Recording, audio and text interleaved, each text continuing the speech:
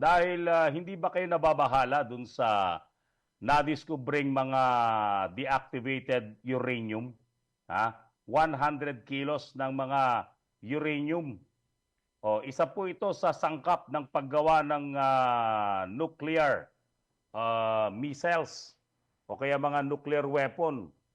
O, ang sabi po yan nitong si Nuclear Research Institute Director Caloy Arcilla. Ito, hindi ko kaya mula nung pumasok ang Amerika sa Pilipinas, nagkakasunod-sunod na at talagang inilalagay tayo sa panganib nitong Amerika na ito. Naalala po ninyo ang Middle East, Ukraine, Afghanistan, Iraq. Nung pinasok ng Amerika yan, napakarami ang mga namatay, milyon-milyon na mga namatay. Nawasak yung kanilang bansa ng pagharian ng US. Oh. Ito hong pagpasok ng mga nuclear components at nitong uranium, di ba? Malinaw na malinaw pong lumalabag ito sa konstitusyon. At definitely, nagiging target ang Pilipinas sa mga nuclear attack na ito mula sa ibang mga bansa. Ang Amerika ho ata, mula nung magkaroon ng mga military bases dito through the EDCA, talagang nagkakalat. Oh. May pinasok pang mga Typhoon missiles na nuclear capable din pala. Oh, anong ginagawa ng AFP niyan? Oh, hindi po kami nagtatanong niyan, kundi yung mga mismo mga political advisors, political analyst po. Oh. Talagang mukhang gusto tayo ipahamak ng Amerikano.